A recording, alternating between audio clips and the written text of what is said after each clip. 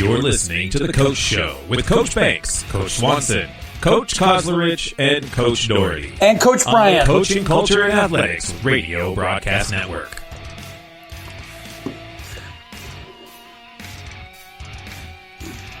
Sit back and enjoy the show.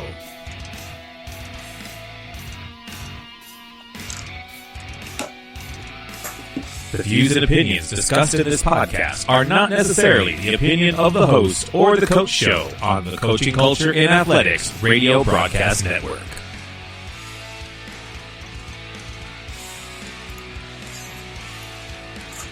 Let's get it done.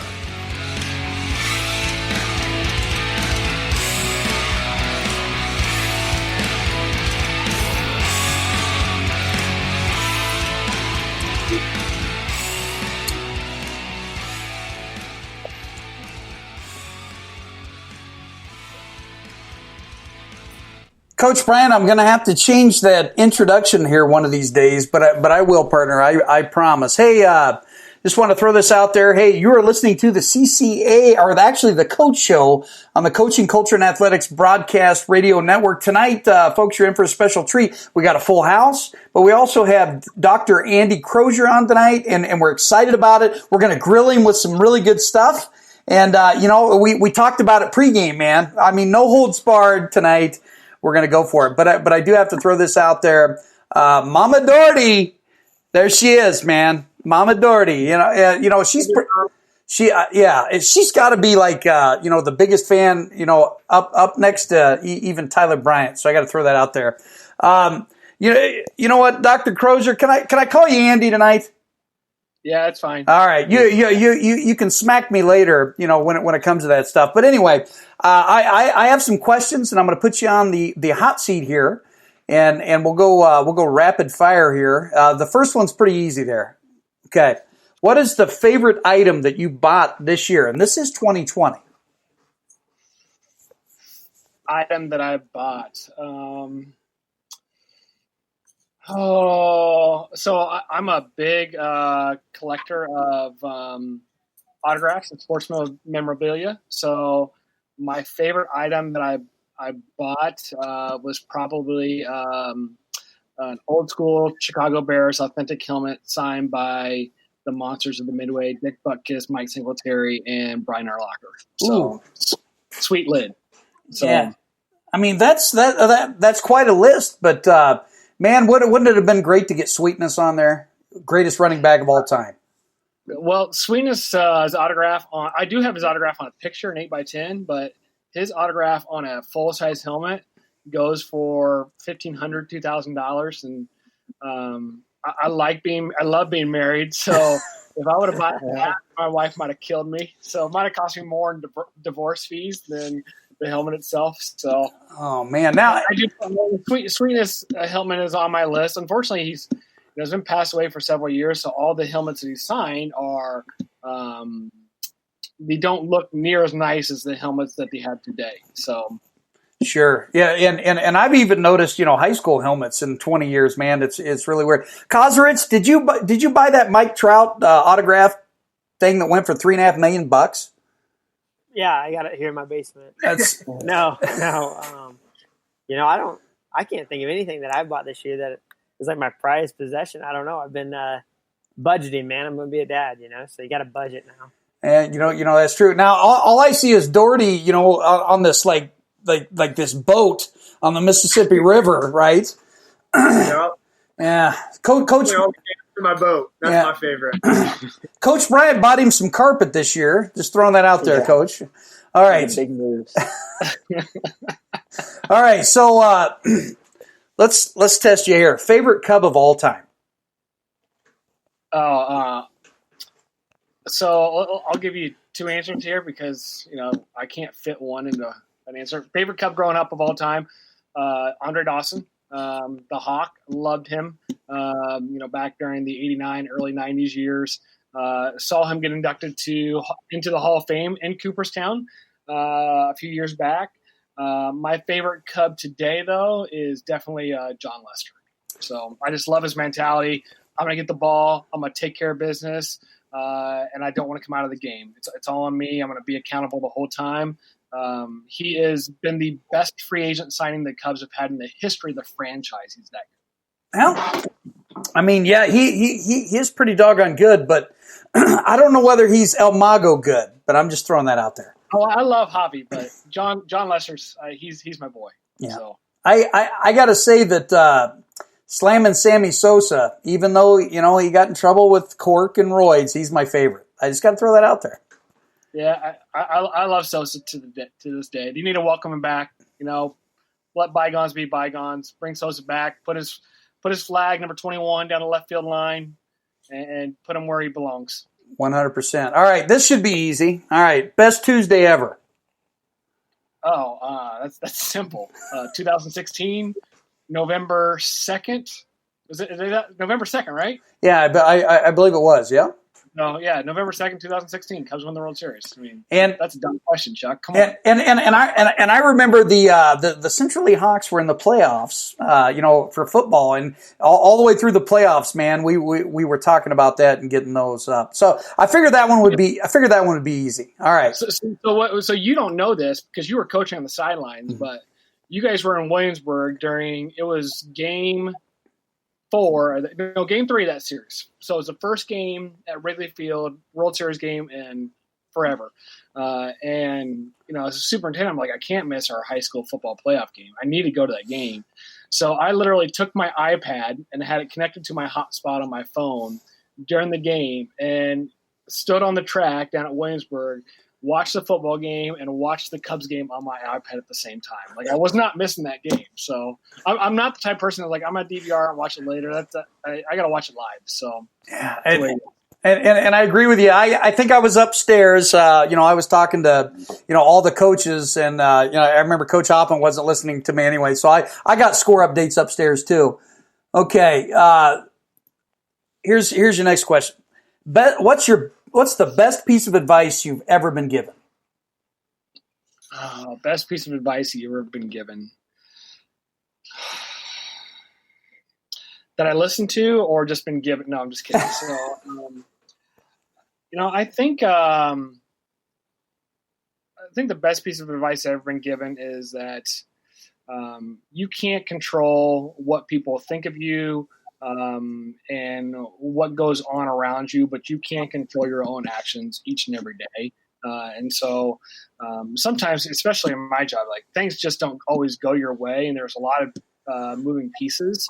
But I know that I can only impact what I do directly, and so I think that's the best piece of advice anyone's given me, because it impacts everything you do, whether you're an athlete, whether you're a dad, whether you're a professional, whatever it may be. You can always impact how hard you work, the frequency of what you do, the length of what you do, your attitude every day. You can be dealt a lot of crappy situations, and you will be dealt with crappy situations, whether you're 16 or 66 years old. It's just part of life. I mean, we're going through that right now. We can whine and cry about everything that COVID has done to schools and athletics, but at the end of the day, we're in control of our attitudes and our thoughts and our beliefs. And so we try to make the best of it, and we try to roll with it. There's some frustrations, but at the end of the day, you're in charge of yourself. I like that. Now, this one will open up for the entire panelists. Okay, we'll start with Mike. Sosa, Hall of Famer? I think no doubt about it. I think that was the most exciting time of Major League Baseball. McGuire-Sosa race, growing up with that. I remember tuning in to every at-bat.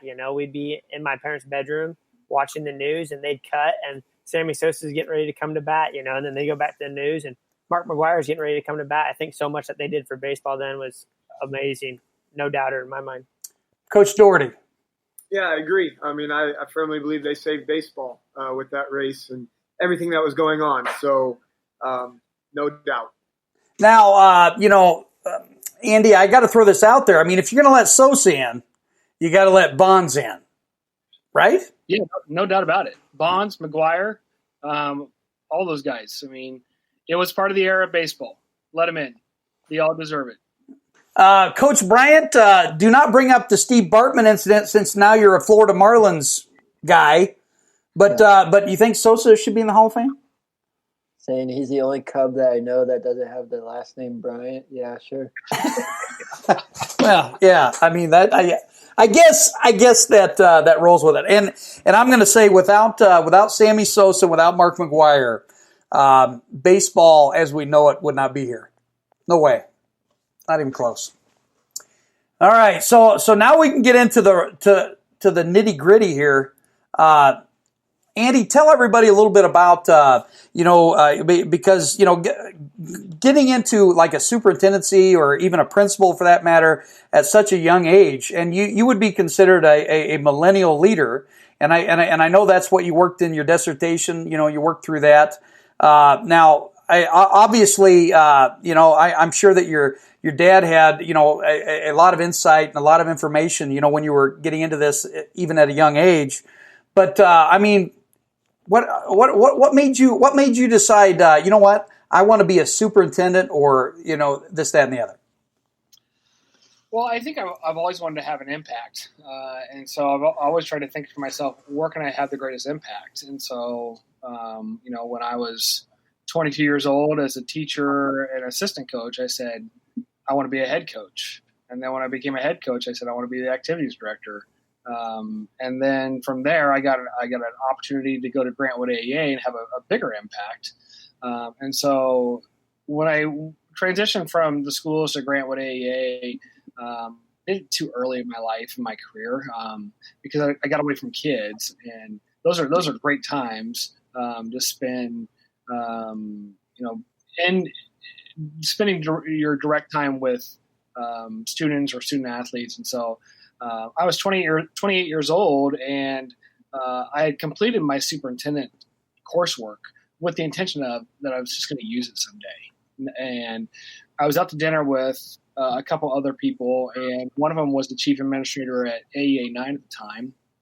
And they knew that I just completed my superintendent work, and they were asking me what I was planning on doing, and I just kind of was like, well, I'll find the right opportunity when it comes along, because he knew I was kind of looking forward to get back into schools. And he goes, there's a school called Andrew in Northeast Iowa that's looking for a superintendent/principal. And I literally said, who in the heck's going to hire a 20-year-old superintendent? And he looked at me and says, Andrew will. So I did a little research, and one of the things he did was they offered the superintendent a home to live in as part of the contract. And they advertised it that way. So I thought, heck, if I don't have to buy and sell a home in Andrew, Iowa, I'll throw my name in the hat, thinking like, I'll just get an interview. It'll be a good experience, and I'll keep on doing what I'm doing. And they hired me, which I'm still kind of surprised about it today. But, Dick Whitehead, who was a superintendent at College Community at the time, said, he goes, it'll be the best job you ever had, because you're going to learn every single position. Transportation director, curriculum director, special ed director, all those things. So you'll know what those things, what the all are supposed to do, because you're going to do the work. And secondly, he said, and you can go up there and you can screw up and no one's going to know the difference. And he was right about that too. I look back to some of the decisions I made when I was 28, 29, 30 years old, just young and inexperienced. And to this day, like, I didn't have the heartburn from it, because I was at a very small school that was supportive. And really rallied probably behind my enthusiasm more than my decision making at the time. So, and then it all worked out later on to where I ended up back at Central Lee, and I'm on year 5 now at the district, and could not be happier. So, I've always told people, you've got to have the certifications first before opportunity arises. So if you have the opportunity comes up and you're not qualified, then you can't take advantage of it. But if you're qualified and the opportunity comes up, you never know what's going to happen, regardless of your experiences in the past. Because sometimes it's all about that leadership profile. And in some instances, you're either going to fit or you're not going to fit. And luckily, I fit well at Andrew, and I feel like I was really successful there. And so that gave me the experience to come back to Central Lee. If I had been a principal somewhere up to the point where Central Lee opened up, I probably wouldn't have got the job.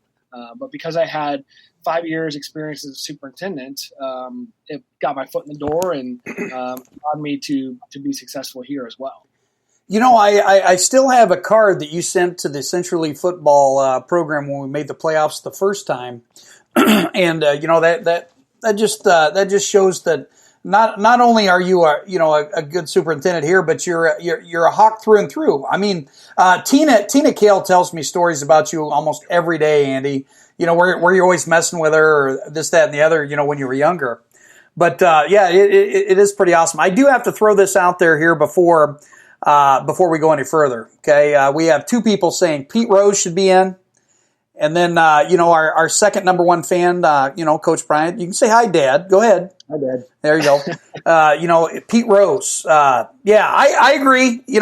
Charlie Hustle was, I was kind of named after Charlie Hustle, Charlie Banks. Anyway, that's, I kind of went off on a tangent there, Andy. I apologize, but, you look at the Hawk through and through. Do you have any of those funny stories that you want to share? Because I can't share some of them.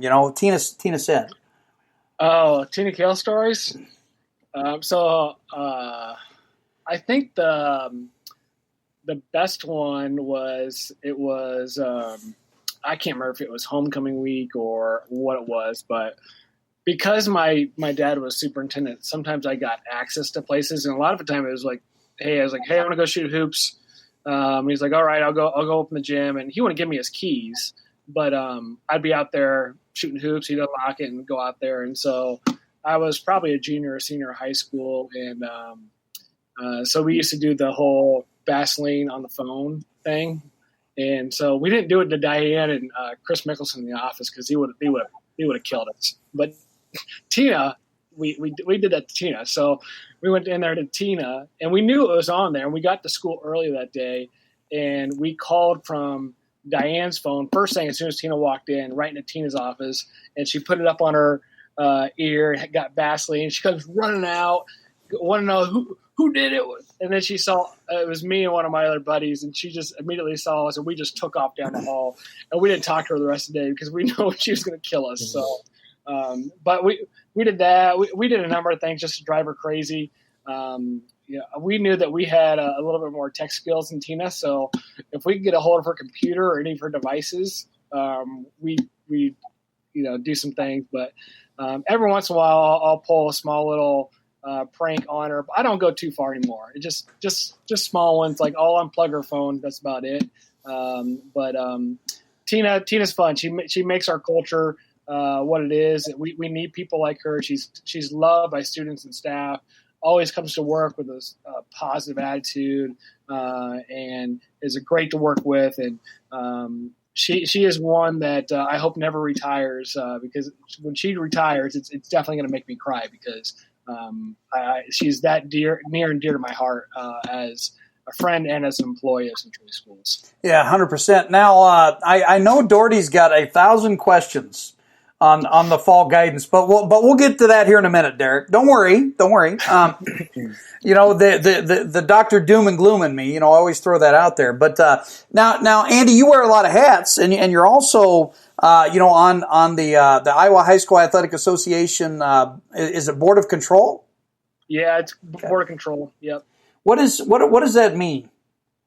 So essentially, as we have a school board here locally at Central League in Fort Madison, it's essentially the school board for the Iowa High School Athletic Association. So I have to be elected I represent the southeast quadrant of the Athletic Association. So my area goes all the way from Iowa City to North Scott, all the way over to Melcher, Dallas. So it's a pretty large quadrant of schools. And then I sit on the board with 8 other representatives. It'd be 5 quadrants, and then we have an AD rep. We have a large school principal rep, and then we have the rep from the Department of Education. So, and we have the school board rep. So the Department of Education rep isn't actually a voting member. But anyways, we are the board that make those executive level decisions for the association. Do we get in the weeds and go through all the specific guidelines for everything. I mean, not just in COVID. No, that's what our association, our staff does. But ultimately, when it comes to, are we going to have baseball, softball? That's a vote the Board of Control has to take. Or we're going to do fall sports. It's a vote the Board of Control is going to take. And obviously, the recommendation of our staff has a lot of weight in that. But ultimately, we have to be the ones that are accountable for it. Hey, I'm going to leave any questions here. I know Kosrich called me like a week before schedules come out, and he says, "Hey, you got any skinny on the the schedules? Because I know a guy down there at Central Lee, right?" You always got to figure out that inside guy. Yeah, that's right. Everybody knows somebody. Well, yeah, it is what it is. You guys got any questions before we move on here? Yeah, I'll ask one. Did you always know that you wanted to go into education? I mean, it's a family thing, right? Was that something you knew you were going into, or what?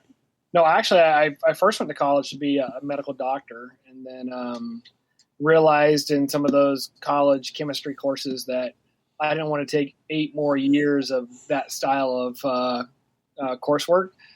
So I decided to transition to, well, I don't think I officially declared a journalism major, but I put a lot of thought into it, actually took a few classes, but then eventually I spent a summer working an educational camp in Keokuk, Iowa, at Keokuk School District, and decided that I really enjoyed it and that I needed to look at education a little bit more strongly. And so then I ended up deciding to go into my major was elementary education, so I was an elementary teacher. My best story about being an elementary teacher is actually my first day of teaching ever, where one of my kindergartners peed their pants on the first day. I mean, you don't teach that in student teaching at all. So here I was, first day of school. So, but no, I kind of knew once I declared that I was going to be in education that I would ultimately be in some sort of administration, whether that was as an AD or a principal or a superintendent. I didn't know what would it be, but the more I got involved and the more experience that I had and was surrounded by, that I kind of knew what my path was going to be eventually. Derek, when he brings up that story, I'm thinking Billy Madison. Right. Coach Kos, you got any questions? Hey, I don't want to put you on a spot here, Andy. Yeah, you do. No, and again, I know that there's some things, like you can go into as much detail as you want. So obviously, this year you guys worked with the state associations for fall sports and what that format was going to look like. I know this year, they've determined that everybody's going to make the playoffs or begin in the playoffs. I know that's been a push in the past years, to increase playoff participation, especially when you get teams like Sigourney Kyoto last year, who was an 8-1 team, and miss out, unfortunately. Nevada was 7-2, and they also missed out of the playoffs. How much looking forward? Obviously we don't know how this year is going to work out, but how do you think the impact of this year, everybody making it's going to move forward as the playoffs look formatting wise? Well, I mean, it's a good question. I mean, there are some definite positives that'll come out of this whole COVID-19 and returning to play situation. I don't know if we ever would have had a situation where everyone made the playoffs without having some sort of crisis thrown in front of us. And I'm glad we made the move this year. I know there's people out there that said, well, we're going to lose a home game. But as you guys know, with what happened with baseball, softball, with some schools bailing on games at the last minute, if you have that in football, it just screws up the whole RPI, and then you have even bigger issues. And so I'm happy we made that move. So it'll be interesting to just see kind of how exciting it really is. I'm really interested in see what the scores are that first playoff weekend. If all we have is a bunch of 30, 40-point games, I'm not sure you're going to have the argument to sustain that system going forward. But if you see some upsets or a lot of competitive football, maybe it's got some life to it. Now there's going to be some blowouts because you have blowouts in basketball where everyone makes the playoffs. So that's just the way the seeding works. But it has given us the opportunity to kind of experiment with some things, just like Major League Baseball has been able to experiment with some things this year with the rules. I think the biggest challenge for us with everyone making the playoffs or expanding the playoffs was how do we how do we get everyone at least 4 home games every year? Or in some cases, people want 5 home games, while also not pushing the season up and not pushing the season back as well. So we don't want to start it earlier than what we're starting it now because they like to have that dead week period in there. They don't want to push the season further past the state football finals, which is the week before Thanksgiving. And so trying to squeeze an 8 or 9 game schedule and everyone make the playoffs is difficult because as an athletic association, we want to make sure that our players are healthy. And so making sure that we have enough days between playoff games and we're not just sandwiching games in there with only, 4 days rest and then play every 5th day. It's just hard for kids at that level to compete. So it's just trying to everyone wants everything, but at the end of the day, you have to balance all the different obstacles and choose what is best for kids. And so I know there's a little give and take between the Coaches Association and the Athletic Association.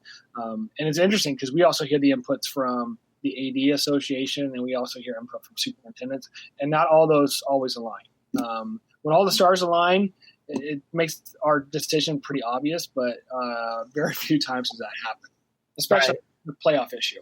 Yeah, we can see that right now with the Big Ten, right? Right. So people all over the board. Yeah, it makes it tough. Well, and I got to give props. Dr. Crozier came down. He talked to my football players there about a week or so ago, and you brought that up, Andy. Where you don't want to cancel the season, but realistically, you were looking at kind of the Big 12, Big 10. If both of them would have canceled their seasons, we probably wouldn't be playing on Friday night. Correct? Right. It's I always. I like to use the Hamilton phrase, being in the room where it happened, and going back to the state basketball tournament last March, where we're in the middle of state basketball on Thursday morning. The state championships are on Friday, and we're in a meeting, and all our phones are blowing up. The Big Ten just canceled the Big Ten tournament. The Big 12 canceled. The ACC. I mean, it was domino after domino after domino. And then on top of all that, at like 11:30 that same morning, after all those announcements happened, the Des Moines Register releases an article saying, Iowa High School Athletic Association, what are you doing? Cancel the state basketball tournament. And so it's just, it's chaotic. And you're seeing this domino and this political pressure to also cancel the tournament. And you've got to make a decision on what is best for your kids and the safety and healthy of the patrons that are coming. And it's just, being in the room where those decisions are made is a pretty humbling experience because the state basketball tournaments, like with every state football, state basketball, state baseball, state wrestling, those are big deals. And so when you have teams that made the state championship and then had the rug pulled out underneath them, that's a major decision. That's life-changing for people. So, and it's very difficult when you see all those major conferences bail in a matter of hours. And so, yeah, like when I talked to the Central League football team, and I just said this is the volleyball team too, when I talked to them, like there are eyes watching those conferences because they lead the way. The Big 10, the Big 12 lead the way for high school athletic associations across the Midwest, whether we like it or not, they do. And so thankfully the Big 12 held on because it gave us a little bit more backing to say, let's keep doing what we're doing. 100%. I couldn't imagine the stress that you were under, I couldn't imagine. I was more stressed about what was happening locally because, Chuck, I got on there Friday when you guys were in service and addressed you guys through Zoom and talked to you guys about how serious this could become and how we need to be prepared not to return after spring break. And unfortunately, I was right. We didn't return until tomorrow. Yeah. So, and some parents are, and community members and people around the state, and it's almost turned into a political thing. But we won't bring up politics tonight. But metrics, Andy. When you're looking at the metrics and people don't quite understand those. Can you share with our community and other people throughout the state of Iowa about what you guys are looking at, kind of on a daily basis? Yeah, so I mean, a lot of it anymore is we're looking at that 14-day rolling average. 'Cause that kind of tells you, are you steadily have high numbers, or did you have a quick spike and you're back low again? So we're looking at that 14-day rolling average, and Lee County's risen almost 5% over the past couple weeks, which doesn't sound like a lot, but in COVID world, it's a pretty good spike. And so, when schools eclipse that 20% mark, then they're shutting down, and that's a big deal because now the Department of Ed has said if you're shut down and you're all online, no activities. And so, if we get to 20.1% on a Thursday night or a Thursday morning, then we're shutting football down for the next 2 weeks, which is it's a big deal. It's 2 games out of 7 that any player doesn't get to play. They don't get rescheduled. It makes for a challenging situation. So those metrics are important. As both you and Tyler know, I try to share those with staff. I haven't sent one out in a couple of days, but you're going to get one tomorrow morning from me that kind of shows where Lee County's at. And I think the more we can share those as leaders for our community, the better, because ultimately it's all of us together making quality decisions to keep those numbers down. And really, no matter where you're at on this whole COVID thing politically, I know it's polarizing, we do need to keep the numbers down so we can keep kids in school and keep kids on the field or on the court. That's my biggest thing. I don't care where you stand on it. I just want to get the numbers down so we can continue to function. 100%. And I'm not just blowing smoke when I appreciate the transparency, Andy, and what you do for our district. Doherty's over there like biting his fingernails and stuff. It looks like he has a question. I guess we'll come back a little bit local. You guys obviously passed a big bond, and we got to go out there and see. I got to see for the first time when we came out for 7-on-7 early. Looks really cool. What's next on your hit list or your to-do list? You got something in mind? Well, I'm just trying to get through this $13 million project right now. But, we have a couple things in the building. But since this is a coaching podcast, I'll just kind of talk to you about kind of what my things are athletically for our district. I really would like to redo the baseball, softball fields at our school. I think our baseball field, I think our softball field, it was in excellent condition this year, just really good. But I would like to get the fence replaced on that so it has that black acrylic fence across the whole venue. On the baseball field, I would love to move the backstop in about 7 feet and then put a brick backstop about 3 feet high all the way from the home dugout to the visitors dugout. Kind of like what Wrigley Field has, and then do chain link fence the rest of the way up.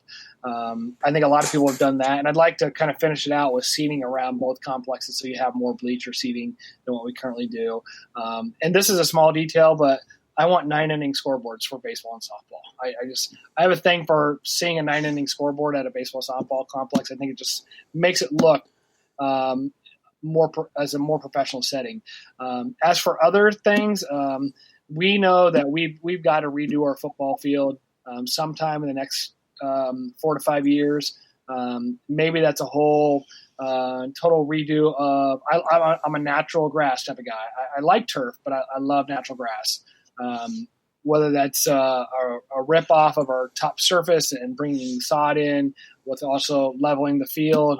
But ultimately, we need to get an irrigation system on our football field so that way it stays that nice, lush green throughout the year. And it's, getting irrigation throughout the time, not just when our custodians are going to go put water on it after it's been burnt in July. So those are probably my 2 big things on my list. I know we got some people that want to put some additional batting cages in our middle school gym now that we're not using it as a competition gym anymore. And I think that might come. And then I think if we get those things completed, I think we'll definitely be in good shape. I could not be more excited about having a gym that can fit almost 1,400 people. I think that will definitely set us up in great shape to host district and sub-state action in Southeast Iowa. So we got that one checked off, which was a big one.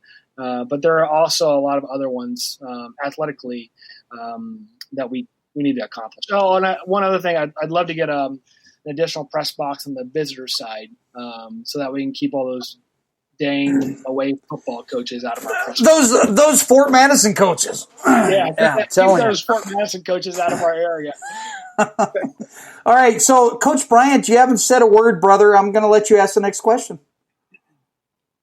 Let's see here. I don't know. I was enjoying listening to him because, like, having him as an superintendent, it's nice that he's telling us all these things. But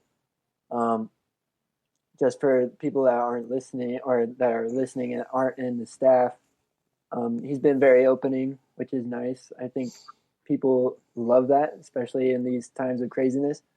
But my question for you would be, we kind of talked about this as football coaches when Chuck first got the job. How do you think sports, especially like football or basketball, should be kind of administered from the youth age all the way up to the varsity level? How do you think that should be ran? Oh, I think, in my opinion, the head coach has to be in direct involvement with those programs.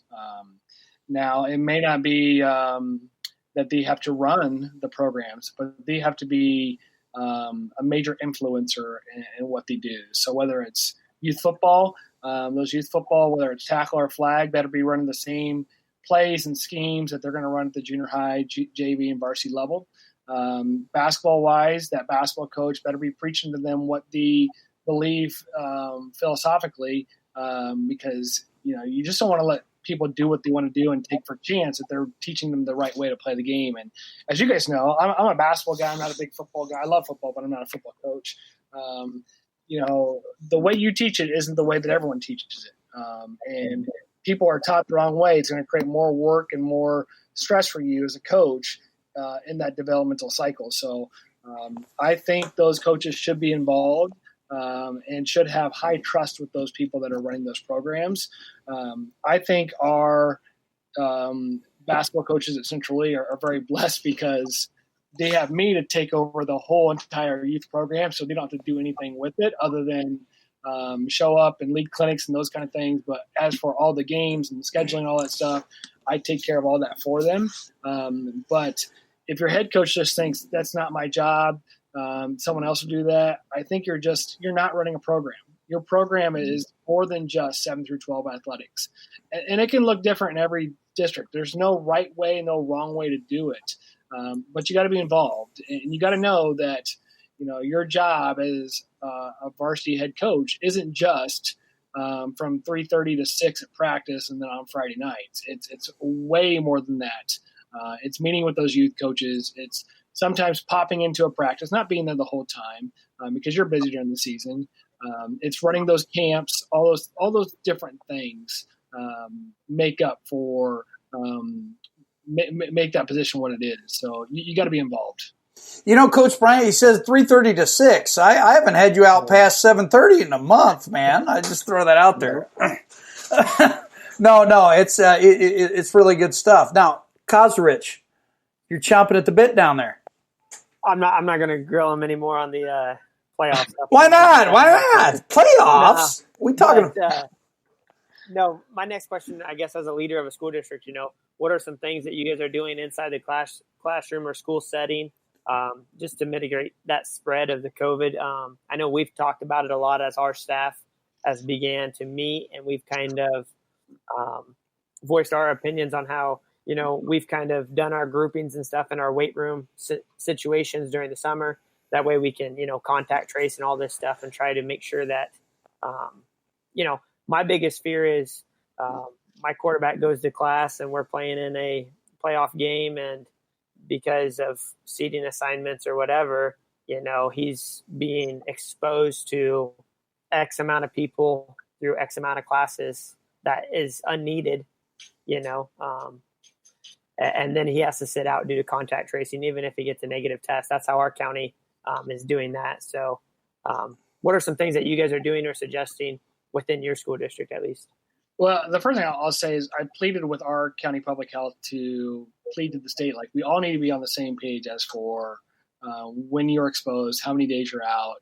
If you test negative, can you come back or not? There's different counties with different rule books, and so it's not only frustrating for coaches, it's also frustrating for superintendents too. So I hope the Iowa Department of Public Health comes out with some better guidance on that. But what we're doing a lot essentially is we're doing what we call the pod system. And so we actually have taken grades 3 through 6 and moved them off site. So they're not even in our school. They're in church basements and in community rooms, those kind of things. And it's the same concept that we're doing at the high school level with athletics is we're trying to pod groups of kids together. So that way, if you do have an exposure, it doesn't take down the whole team. It just takes down maybe a few of those. But we've also stressed to our athletes, and our students are going to hear it too, that you just need to be very mindful about when you're within 6 feet for more than 15 minutes. And that is the rule of thumb. You can be around somebody for 5 minutes. They can test COVID-19 positive, but not be considered exposed. I was around somebody on Friday, and I talked to that person for probably 10 minutes. Well, maybe out of that 10 minutes, 1 minute was within 6 feet. Well, I found out on Sunday that person was COVID-19 positive, not exposed according to the definition. And so I think people need to understand that definition better. But essentially, we're just trying to cohort kids and put them in pods to try to limit the mass exposure. We know we're going to have COVID-19 cases. But even in our classrooms, within our pods, we've talked to people about strict seating chart requirements, but also trying to social distance as much as possible. So that way, if a kid is COVID-19 positive, it maybe only takes 1 or 2 kids down and not 15 in the whole class. And so it's going to be a challenge, but that's how we have it set up to start tomorrow. Now, let's see. Isn't that amazing? I feel like I just had my Harry Carey moment. I had a really good question. And it left me. Is that old age or what is that? I think it's because he said tomorrow. I know, man. I got to work tomorrow. That must have been the magic word. I just shut off when I hear tomorrow. Hey, Andy, what type of advice would you give to, whether it's a teacher, whether it's a student, that's having a little bit of anxiety, to help them get through? I mean, you've done a great job for staff. But what do you want to tell the student athletes or the parents out there that, hey, we got this, we're taking care of it? I think I'd start out with saying that we all have anxiety about returning to school. I mean, that's a natural feeling. It's okay. But I'd also reassure them by saying that we're doing a number of things to limit the exposure at Central Lee and go through all the different mitigation strategies that we put in to try to keep them safe. And also let them know that if we do have a COVID-19 positive case, that we're going to take swift and immediate action to try to limit the amount of kids that are exposed over the course of a few days. So, but I think the biggest thing is just people have to understand that anxiety about this is a natural feeling. It's okay. It's also okay to kind of go back and forth. There are times where I'm thinking, this isn't a big deal, just it's a little bit of a flu, I'll be fine, let's get it and get it over with. And there's other times where I'm thinking, man, I don't want to get it because I don't want to be dog sick for a number of days or possibly end up in the hospital. I mean, I've had asthma my whole life, so it makes me a little bit nervous about that, but I also feel like I'm in great shape. I can go in the weight room and outwork Tyler Bryant. I know that. But I mean, I've also read stories where like you see people that are in incredible shape that have some real challenges. So you just never know. But I think showing some empathy goes a long way with trying to make people feel a little bit more comfortable about where they're at. 100%. Any other questions, gents? I'm hearing crickets, man. Okay, so we'll Andy, feel free to stay. We're going to talk about our matchups for Friday night. Here towards the end, and if you have any insight, man, if you have any ringers out there, all of us need it, right? It's one of the. Who's Melcher Dallas got on Friday? Do you know? Melcher Dallas. You know what? I'll look. Coach Cosrich, let's talk about Panoramas week 1. Yeah, we get Grundy Center coming to town. They were a state runner-up last year in Class A. I think they returned about 9 out of their 11 starters on offense and about seven or 8 on defense. They're going to be a really good team. They got a really athletic quarterback. and we're coming off an 8-2 season where we lost the number 1 and number 2 ranked teams in the state. So we're excited. We're 1A, they're Class A, they're a class below us, but they're going to be really good, fast, big up front, and it's a good week 1 test. That's what I love about it is with this format this year is, your non-district games really don't play huge implications into postseason play, but it's a good test early on in the season just to see where you're at. 100%. Coach Doherty, man, you have West Burlington, and I'll be interested to see that tape. Yeah, we feel we're playing a team that we've played for the last 2 years. I mean, they've got guys that are now seniors. They were young, started as sophomores, and here they are as seniors ready to play. I think they returned 8 dudes that put stats on us last year, so a healthy group of guys coming back. Eilers is a fantastic coach. I mean, those guys are going to be coached up. They have great assistants. We're excited to find out where we're at. I mean, that's what everybody keeps asking. How good are you guys? We have 3 returning starters. I can honestly say we have no idea where we're at. We haven't had anything. I mean, with the scrimmage getting canceled, we have no idea. We haven't had a measuring stick. So we just want to play, and our kids deserve to play. And I know Coach Eilers feels the same way. We've talked, and we're going to do everything that we can to make this happen. But we're going to see a really, really good West Burlington football team. We know that. Absolutely. All right. So Melcher Dallas is taking on Mormon Trail. Oh, that should be a W for them. Yeah. Mormon Trail. I remember coaching against Mormon Trail when I was a head softball skipper over at Wayne. This week, Central Lee is going to be hosting Pekin.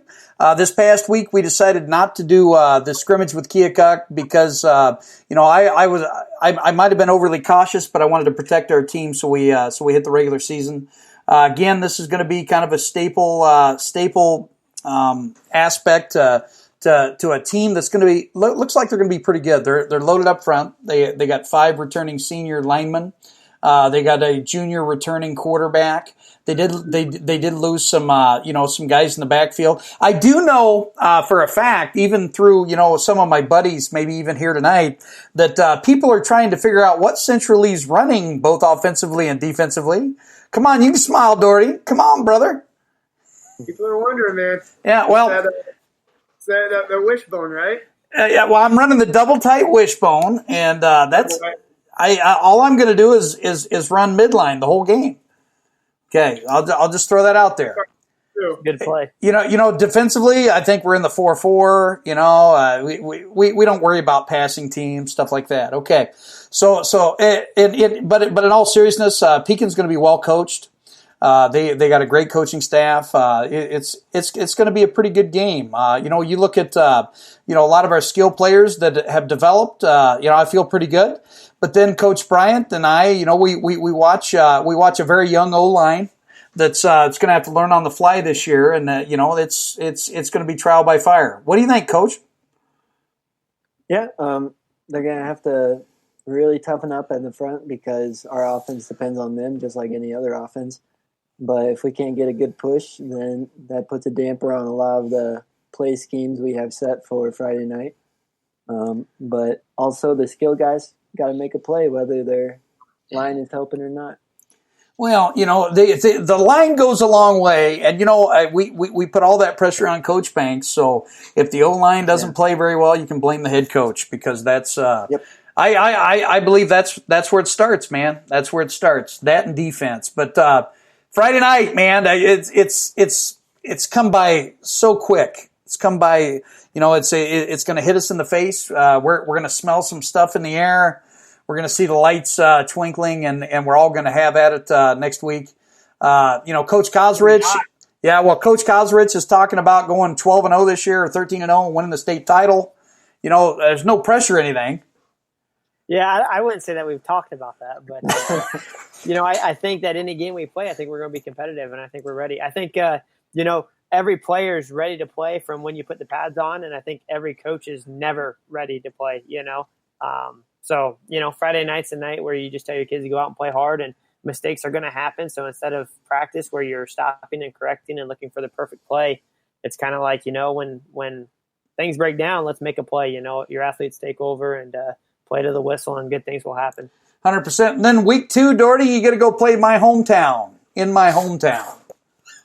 Yeah, we're excited again.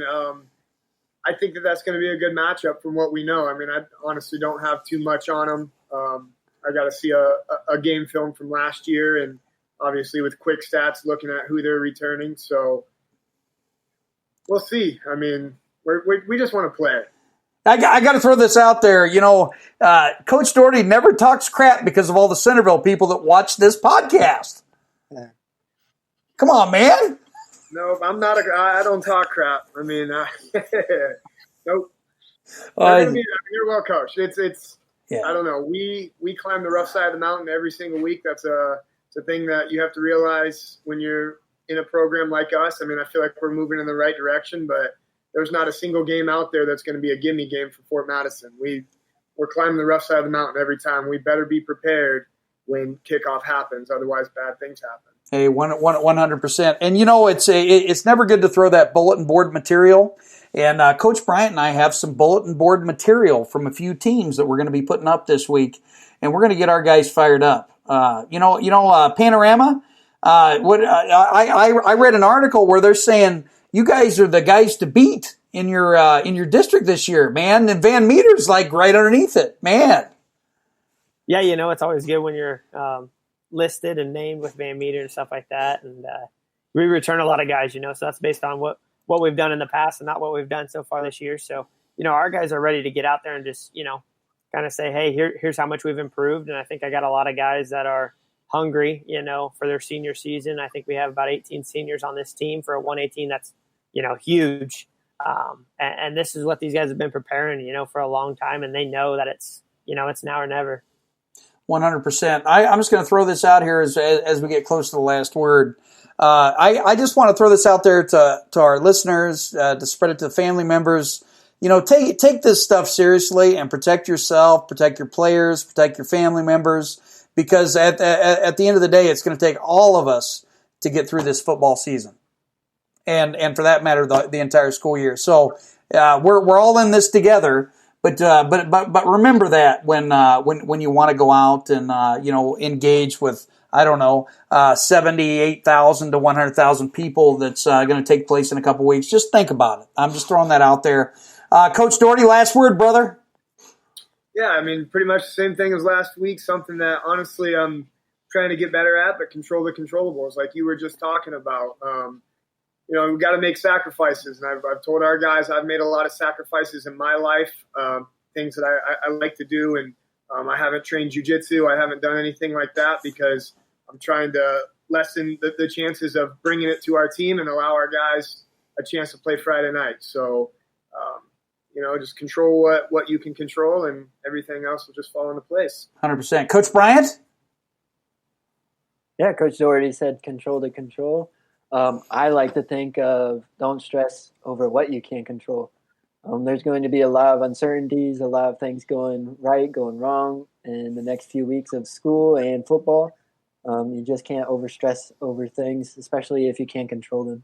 100%. I'm going to have Coach Kosrich go last because he's always the windiest. So, Dr. Crozier, final word.